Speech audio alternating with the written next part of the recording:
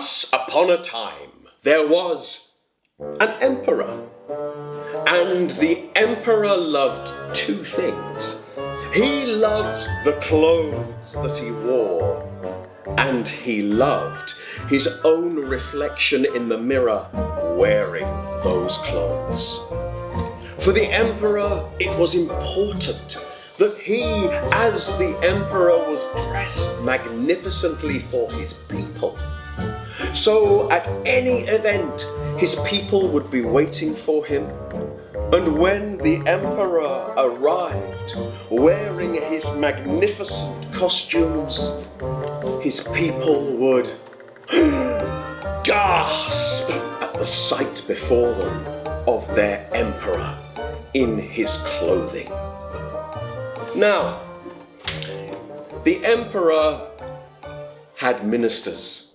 And the ministers were actually quite happy that he spent his time worrying about his clothing and his reflection in the mirror wearing that clothing.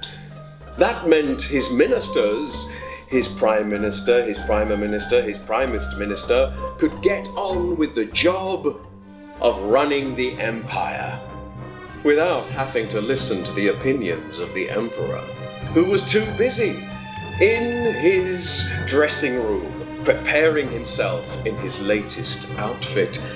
And so his ministers pushed him from one event to another, each event needing a different costume so that he didn't think about the empire and didn't worry about the people of the empire or even know who his ministers really were and whether he could trust them. And if anybody said, "Where is the emperor?"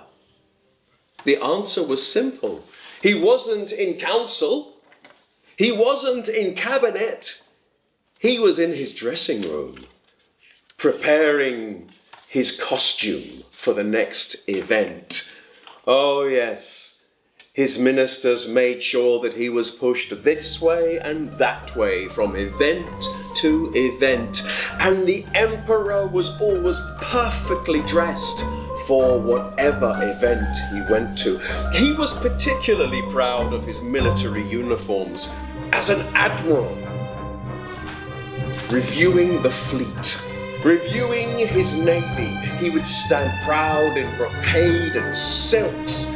But even better than his uniform as an admiral was his uniform as a field marshal of the army, taking the salute as the army marched beneath his balcony.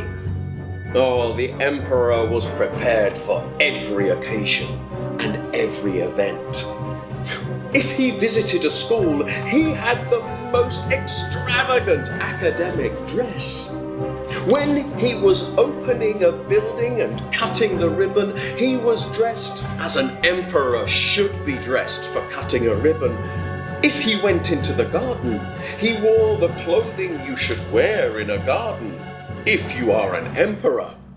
And if he went to visit an art exhibition, why, he was dressed more outrageously than the art that was on the walls around him, so that people spent their time looking at the emperor more than at the art.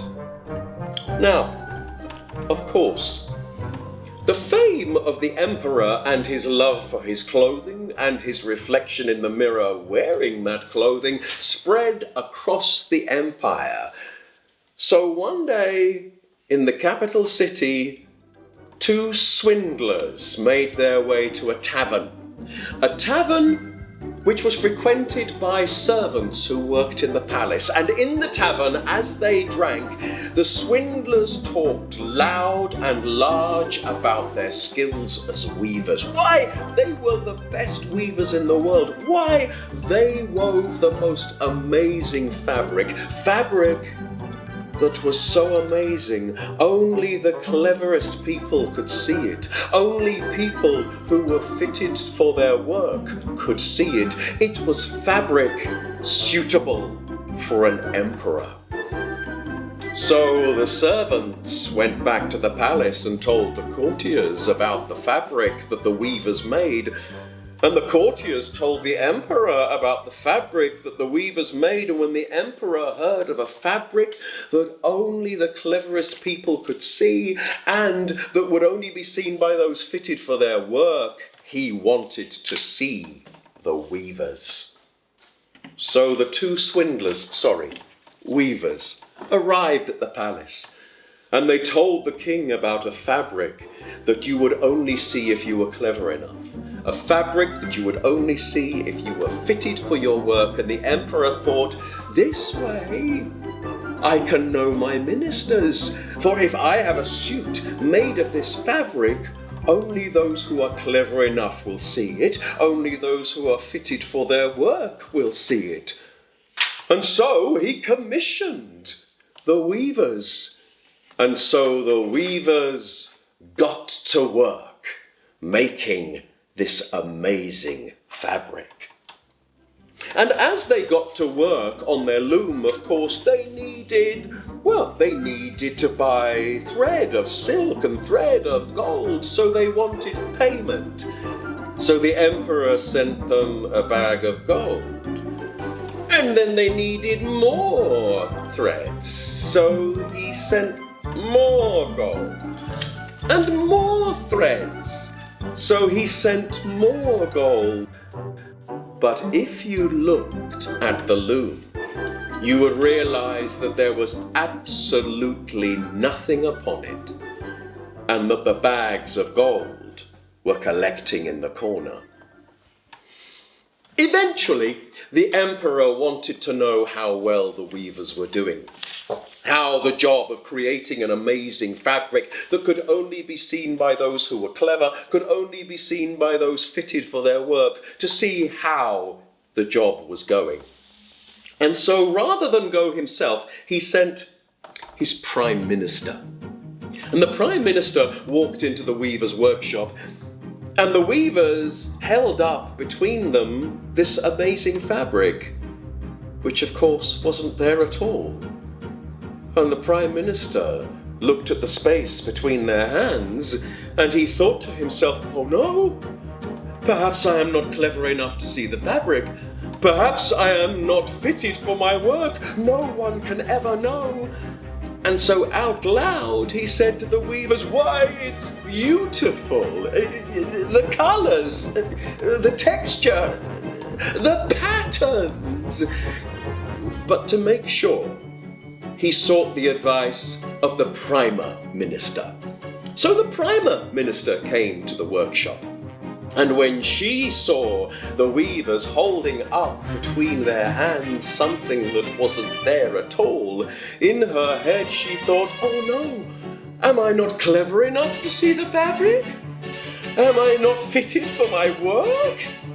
And so she said, oh, it's beautiful! The colours, the texture, the patterns, it's beautiful! But to make sure, she asked for the opinion of the Primest Minister.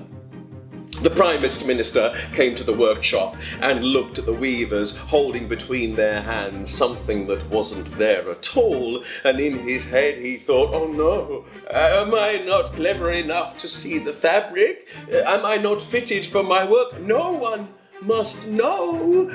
And so he said out loud, why, it's beautiful. The colours, the texture, the patterns. And when the emperor heard from his prime minister, his primer minister, his primest minister, just how well the work was going, he came to the workshop himself to see the fabric. And there he saw the weavers holding between their hands that there was nothing there at all. And in his head he thought, oh no, am I not clever enough to see the fabric? Am I not fitted for the work of emperor? How could this happen to me? No one must know. And so out loud he said to the weavers, why, it is beautiful. The colours, the texture, the patterns, it is indeed beautiful. and I shall have a suit made from it, which I will wear on the day of the annual parade through the city.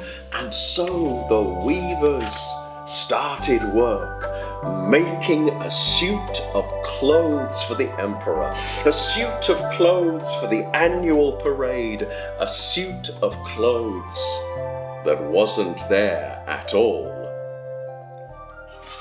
On the day of the parade, the weavers dressed the emperor in his new suit of clothes, and once he was dressed and left their workshop to go and stand under his canopy ready for the parade, the weavers, the swindlers, took their gold and made their way across the border as quickly as they could and out of the kingdom, so you would not find them if you went searching.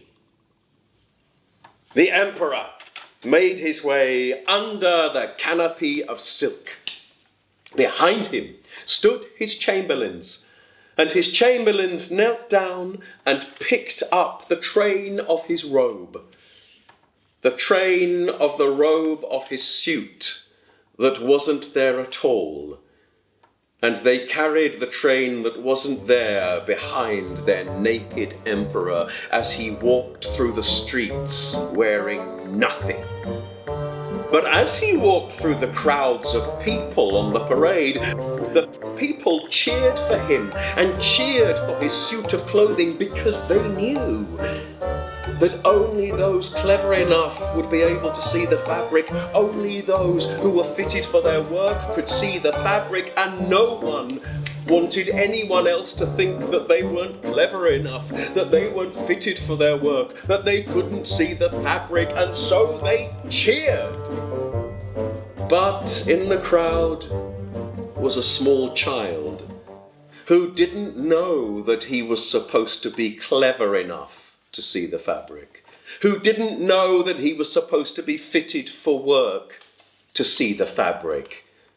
And so as the emperor passed him, he just saw a naked man, and he shouted out, "He hasn't got any clothes on! The emperor is naked!" The crowd gasped and stared at the child, and then they turned back to the emperor and realized what the child had said was true. The emperor had heard the child. He had heard the child shout, "But he hasn't got any clothes on, the emperor is naked!" And at that moment, the emperor realized what the child had said was true, and that he had been cheated by swindlers. And the emperor realized that he was walking through the streets of his capital city, walking amongst his people naked. But in his head, he made a decision. I started this parade as the emperor of my people.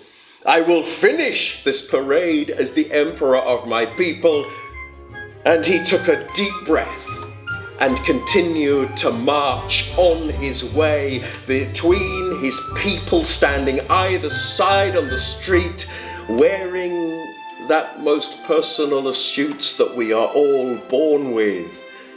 And behind him, as he marched, came his chamberlains, holding up his train that wasn't there at all.